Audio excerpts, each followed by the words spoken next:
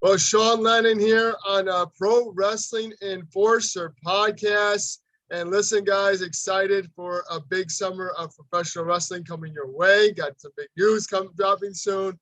But right now, we got a special guest, of course, on Pro Wrestling Enforcer today. We welcome a Chicago independent pro wrestler making a lot of waves, Axel Rico on PWE.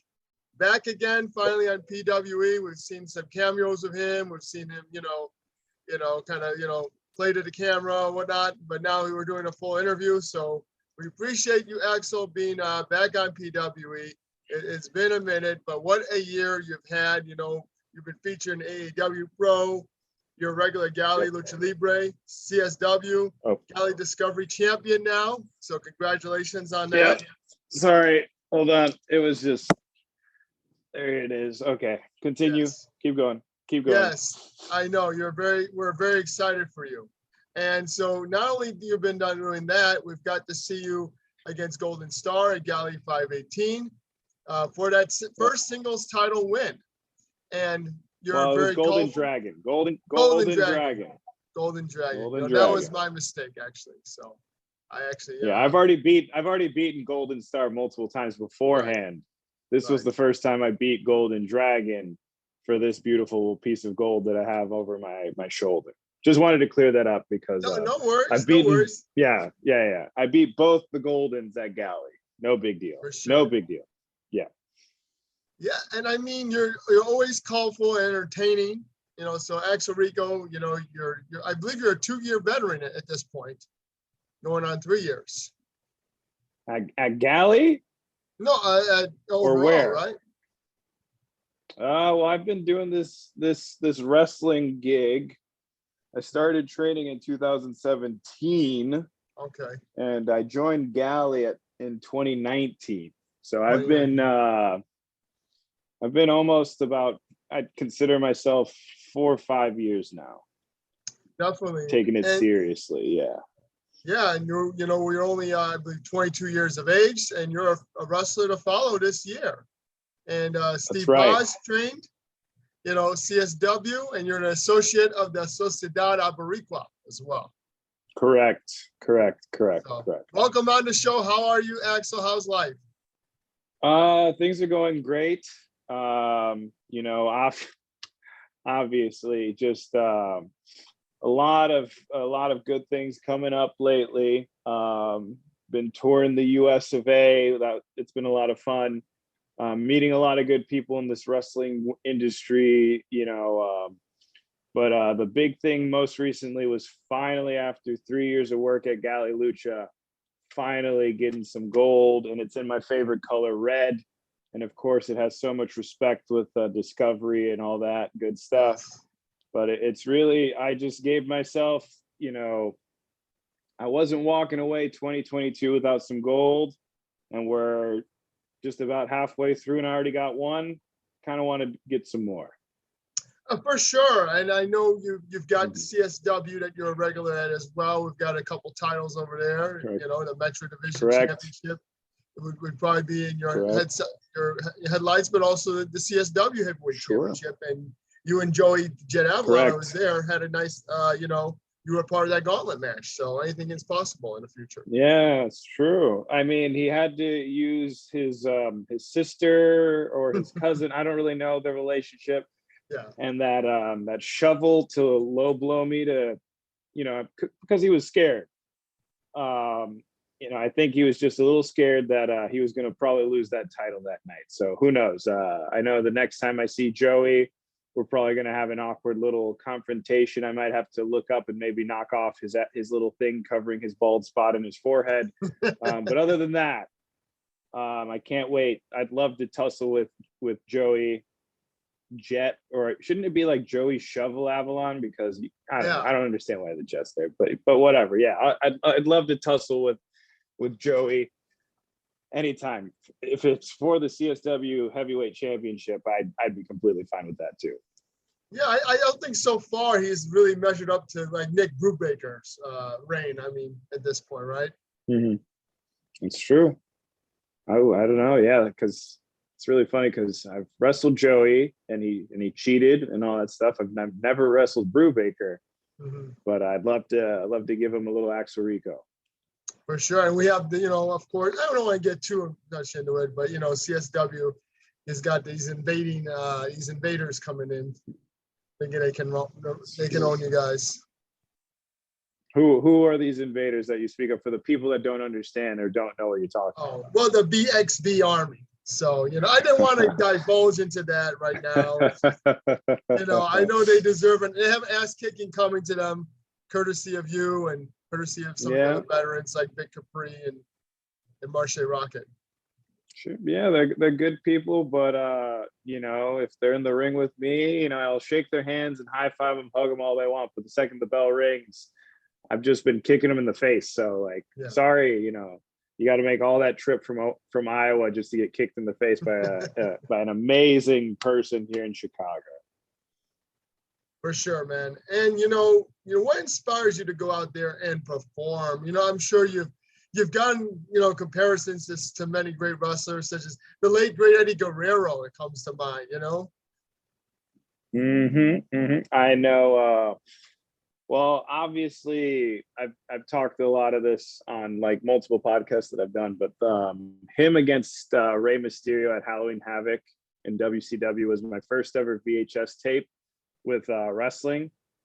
So I kind of knew it from there, being able to work high flying lucha and all that stuff. Something in there made me want to commit to this wrestling thing. But I think what makes me want to continue to do it is that every time I step in a venue, small, big, a big show, like AAW to, like CSW or even just like a fun indie, the second I'm in the ropes, I get, like how that, it just feels like I'm doing it, whatever I'm doing it for the right reason. Like I was there to do it because, like I have something to give.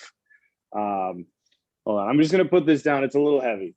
I feel like compared to the 10 pounds of gold, it might be like 10.5, no big deal.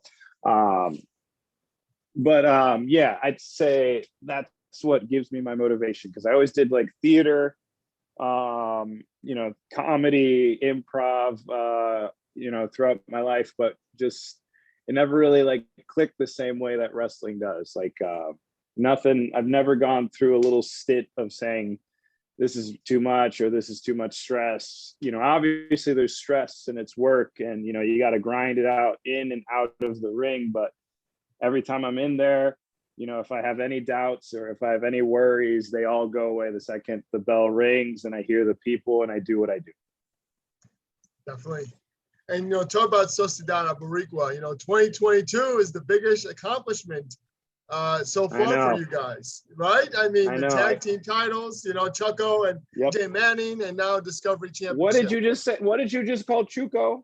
Chucko. Well, okay, I won't. I hope he doesn't watch this because he's gonna beat your butt the second he sees you if you call him Cucko. I know. But yes. And I've actually called a couple matches at Galli. So yeah, that's definitely. All right, it's okay. One day I will work on professionalism.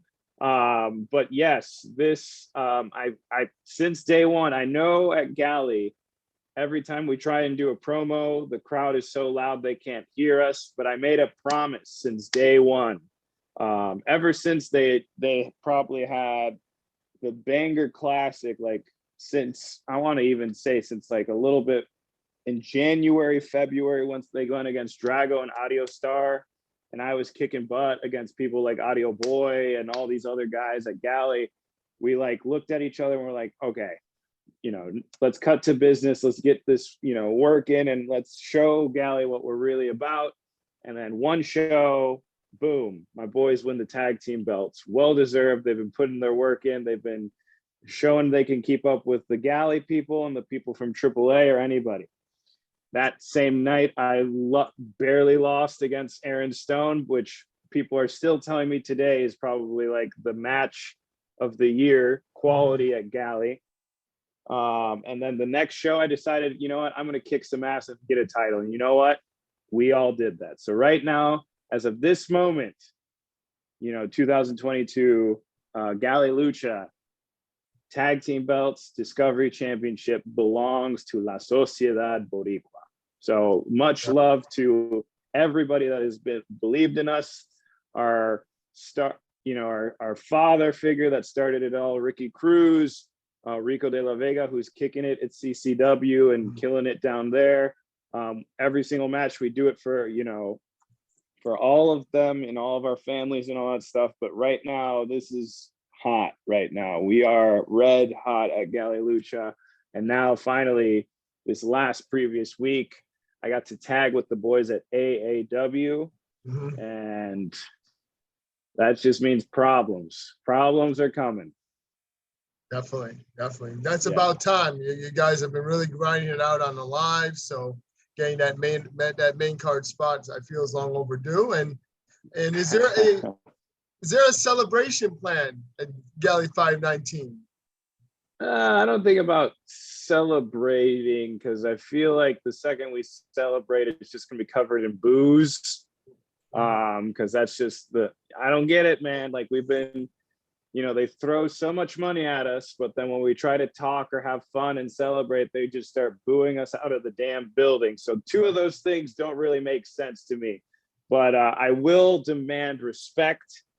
I don't know what the heck we're doing, but of course that bad, loser. Oh, I lost one of my championship belts. Oh, boo, boo, boo, boo. Golden Dragon probably wants a little bit of a rematch. Who knows? I feel like two against three will probably be in our favor, but I don't know. Either way, no matter what, I plan on holding this belt for a little while, and the person to beat me is going to have to well damn deserve it, or have to try and kick my ass, which is a very hard thing to do. Definitely. I got you. And talk about, you got the chance to be on the AEW Dark. How much fun was that for you, that experience, getting to see how it's run, outside and behind the scenes? No, I really like the AEW. It's good to see what it's like to make it big time and help out and all that. It was cool to just be able to sit down in the back, talk with a lot of good people, meet a lot of people that I was a fan of when I was younger, and be able to work some people, put things out, hear how the big league guys put their matches together or set up and prep, and really puts it in all the perspective, and just to know that I can hang and kick some butt, even taking L's that I have there, but just learning from it and becoming a better wrestler each time I've done it. So that's really that's what it's all for. Definitely, man. And we've got like the AEW Forbidden Door, so I'm sure you're excited for that as well. Yeah, dude, it's gonna be crazy. I think it's it's at the end of June, so it's just coming up. I have no idea, because I was thinking about passing by Warrior. But it's just, who knows, man. There's a lot of, like, I always tell everybody, it's you got a lot of capitals in wrestling, but I feel like Chicago might be up there in top 5, definitely, maybe even top 3 of the wrestling capitals of the United States of America, and maybe even the world, man. Oh, for sure, man. This is why I'm inspired to do this podcast. I'm actually was not born in Chicago, but just seeing the fans and how it is, the environment, and how loyal all the fans are here, and how crazy it is for Chicago. Yep. Amazing. It's insane, man. Absolutely insane. Definitely. And I'm seeing a lot of frame without gold. Sorry. Oh, okay. I was noticing that the framing needed a little gold in the background. Right. We need pictures with that too, That's time. True. Yeah. I had to leave the show early. I had to party. I kind of made some reservations because I knew I was going to win, so I just had to meet with them and meet a couple of people and partied up that night. But yes, most definitely, I'll make sure to be at 519, just walking around with this bad boy, and I'll make sure to get all those beautiful fans some pictures with the well-deserved champ. Yeah. For sure, yeah. The Chicas will be lining up, as well. You 100%. So, I mean, talk about, the FSW, how did that opportunity come about for you to be a part of their event, for the Memorial Day weekend? Yeah, dude, that was a lot of fun. I wanted to go to Vegas. I've always wanted to go to Vegas. So in Galli, there's a good friend of mine named G Sharp who's been killing it in Mexico. He's been at Galli a couple times. And he's from Vegas, and he told me, like, dude, you're freaking awesome. And I knew he was awesome since the first day he chopped the hell out of my chest and like made me feel what I wanted to sing out loud and cry at the same time, because that guy, and he's very, very freaking good. So when he told me, like, hey, you should reach out, come on down to Vegas, got into contact with some great people down there, and that was a lot of fun that day. It was good to get a good reaction. Wore some beautiful golden gear that I wore at Galli 518 last time. Got to show everybody what I was all about. I got good reception, met a lot of good people there, and was able to do an incredible promotion that has good history with a lot of good people that have right now making it, killing it on the indie scene and all that stuff. And it was great. It was fantastic to just fit right in, and like, even though it was a fun little scramble, still get in my stuff and show Axel Rico. Vegas loved Axel Rico is what I want to say. Long story short, Axel Rico loved Vegas, and everyone loved Axel Rico. Hey, can't blame him, man. And I also wanted to say, did you have a favorite restaurant you went to, a favorite spot you hit up in Vegas? Something like you tried something you never had before? Yeah, I think it was, I don't remember the name, but it was definitely, we went to a bunch of steak restaurants with a couple of friends. I went with a couple AEW people, and I got to try Kobe beef and good like Japanese steak and all that stuff. It was really a lot of fun.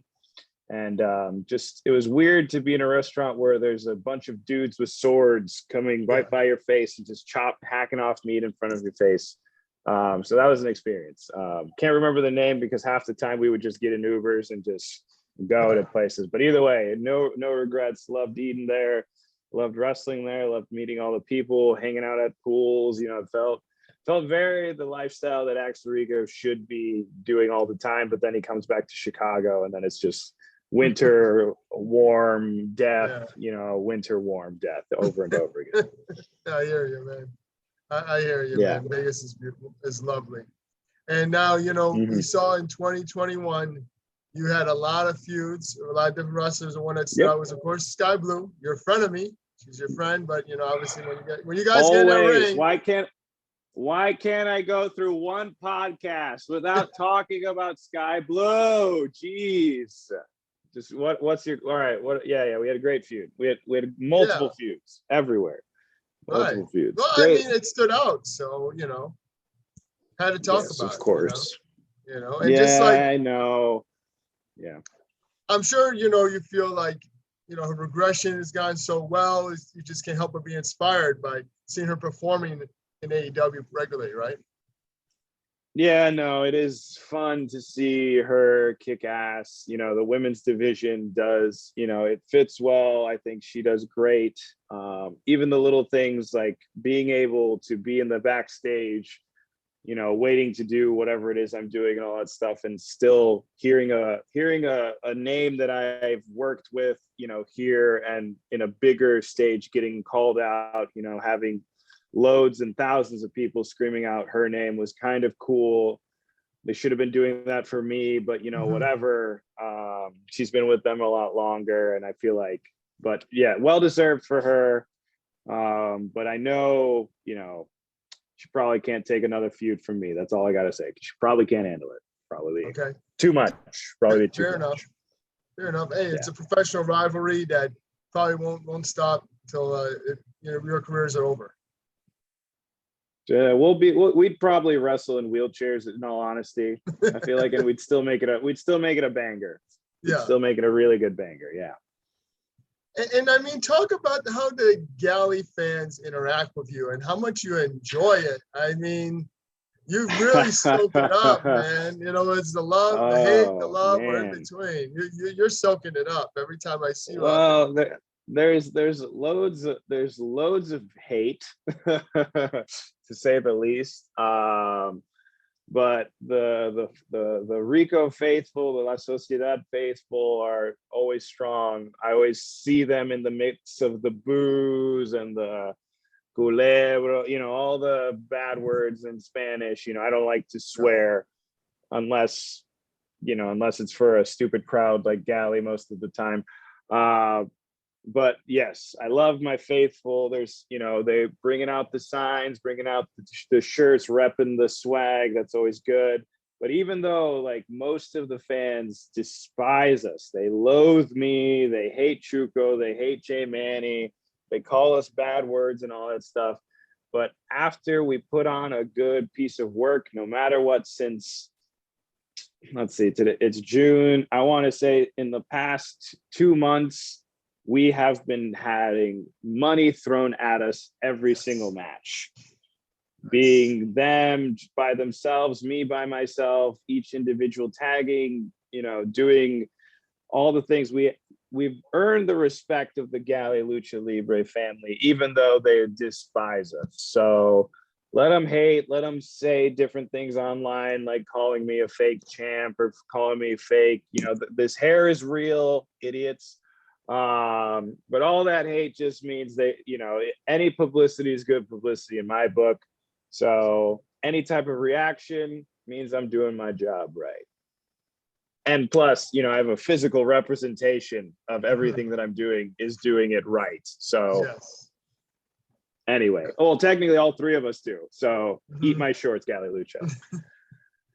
Definitely. And then, who do you want to defend that title against? Like anybody out there that, you have history with? Well, it was the one thing that I will take away from the last Galli show means I've officially wrestled the entire Galli Lucha roster. That isn't flown from AAA. That isn't, I've officially wrestled every single trainee. I've officially wrestled every single trainer. I've wrestled everyone. Everyone from all the champions, Cody Jones, Ricky Cruz, Golden Star, Atomico Jr. I've officially, on that day, Golden Dragon was my last person that I never wrestled. I even wrestled freaking Gringo Loco before I wrestled the Golden Dragon. Right. So right now, knowing that at Galli Lucha, I've wrestled everyone. I pretty much have a glimpse of what everybody can do. And I know, but the thing is, like, I feel like I'm the wild card. I like to change up my stuff with each match. Don't give everybody the same dealio because then they get used to it. Obviously, whoever wants to step up, I'm not very picky. It's just crazy, like how things have changed. And I'd love to go against, anybody they come in, like obviously like Bandito, Sam Adonis, anybody from AAA would be loads of fun. But I like the Rudos, and they like me too. We talk about being, the bad guys and how to be bad and how to be good and how to be good at being bad. So it's really fun. No matter what, I love that locker room. So it really just, I'm at the point now, Sean, that it's like somebody's just got to step up because there's only a few people that have beat me. I've beaten a lot of people, there at Galli. So it's really like whoever steps up. It's like the homework, you know what I mean? Like there's a teacher just telling me that I got to do the homework. All right, I'm gonna do it. But if I got to get this and I have something to defend, I'm gonna have to give you the best I got, no matter what's in front of me. Fair enough. And I mean, do you feel like you'd like to add on more gold? Like, would you see yourself going after another singles title in Galli? Well, since double champions and all that stuff are going on right now because of WWE, and that I just want to show everybody. I think, well, because I have this, I feel like I've shown everyone at Galli and the people around that, like, I mean business and I'm taking myself very seriously. If nobody can step up to the plate, Sean, and the only people that can step up to the plate are other champions. I'll just put it that way. That if Sam Adonis, Jake Painter, or the Golden Dragon Express with Atomico Jr. are the only ones that want to step up, and they just so happen to have gold, I would most definitely put mine on the line if they put theirs on the line, et cetera, et cetera, et cetera. I just want to put on a good show, let the fans hate me more, love me more, whatever. Either way, it's whoever steps up. Got to come at me. That's it. Yeah. And talk about back in December. I want to get the whole day played out. Okay. You worked the Warrior Wrestling and Galli. Is that your first double shot? How did you prepare for that day? No, that's not been my first ever double shot. Like wrestling in the day, wrestling then at another time. But that was definitely the most stressful one I've had so far, because I think that same day I was moving, or I was planning on, moving some stuff because I was moving out of an apartment and going to another one. And then that morning I got a call from the Warrior Wrestling people saying like, we need you here. And I was like, oh my God. My roommate at the time, I literally got it I woke up at probably 8 a.m. At 8:10, Warrior people reached out to me. And I was like, holy crap. I told my roommate at the time at 9 o'clock, we're going to start moving. I was like, holy crap. At 8:15, I'm texting them. I'm calling them saying like, hey, let's do this another day. This isn't going to work, blah, blah, blah. They tell me they're right there downstairs. So we have to immediately do the stuff, move the things. Wow. I got there, during the Fan Fest super late, found out what I was doing, kicked some ass, put on it was just a very long day. And then immediately once I was done, I got in the car, talked with Sam, talked with Aramis, talked with Ades, and then we went right to Galli. So it was a very long, stressful day. But I think because of that day, I learned a whole lot. Talking with Osprey was kind of cool. Talking with a lot of good people, promoters there at Warrior Wrestling are one of my favorites. That's why I always try to at least keep in good communication with them if their shows ever come up, especially the closer in Chicago that is easier for me to get to. I'll be there 100%. But yeah, that was an insane day, insane feeling. I'm really pissed off at the outcome. We don't need to talk about the outcome. You better not talk about the outcome. But it was a good showing. I got to kick Billy Stark's ass, Gringo Loco's ass, and Skye Blue's ass. It was great. It was a good feeling, and it was a great showing. Definitely. It must have been, it was stressful, but you survived it, right? You made it work. It's still here, baby. Still here and kicking. Still here and kicking, man. Yeah, I know. Just an inopportune time for a great opportunity, right? Hell yeah. You gotta just, whatever happens, whatever falls on your plate, man, sometimes you gotta just keep going. Definitely. And then, we have a lot of promotions that you're featured in. I'm sure there's other ones that you are looking forward to getting featured. Is there anything that has crossed your mind? Yeah, I think after a couple doing shows with some people up in Minnesota, I've been keeping my eye on Minnesota, because they have a lot of things like First and a lot of good promotions over there. But really, wherever, man, it's I'm not picky. In Vegas, I met a good friend. His name is Axel Rotation in Germany. We talked a lot of, wrestling, and we both had very similar mindset on, how things should go. Just good conversation overall. But really, I'm going to be stepping out away from Chicago for a little bit, going to do some stuff in Wisconsin, Indiana, try to do here and there and show that, Axel Rico is not just the one place type guy. And I really hope on seeing, whatever opportunity falls, I'm going to just reach out and grab it. Hey, sounds like a plan. I know CSW was on hiatus this month. So next month, Looking forward to returning to your stomping grounds there. Well, I don't know because it's the same day as AAW. Oh. Yeah, Okay. yeah. Oh So wow. Joey might get 1 month free. I'll give him a little punch card. Yes. But still, either way, the last show at CSW, being able to dance around with Scotty Right. Too Hottie was pretty damn cool. So well worth the 2 month hiatus on CSW, if you ask me. Definitely. And that's the thing is the CSW, you know, for some reason you're loved. And, you know, Galli, yeah, you're not quite. So I guess it's different regions, right? Right. They're two completely different crowds, and that's why I love this wrestling business, Sean, because one place loves you, one place hates you, one place doesn't know who you are and gets to know who you are. But either way, love, hate, like I said before, they know who I am. That's what I'm all about. You know, spreading the brand, I'm trying to get the t-shirt game going more. I got more merch and all that stuff coming out. But like people, everywhere I want to go, I want to leave a little note, a little Axel Rico on there. So that's what I'm doing. Yeah, for sure. And I feel like you're definitely a great promoter in your own right. You always repost the posters, except you do a little bit of alterating. No idea what you're talking about, Sean. No idea what you're talking about, Sean. I get those posters from their social media managers and I repost them on my social media. Okay. I help them get views. That's how I see it. And that's how you should see it, Sean. Okay.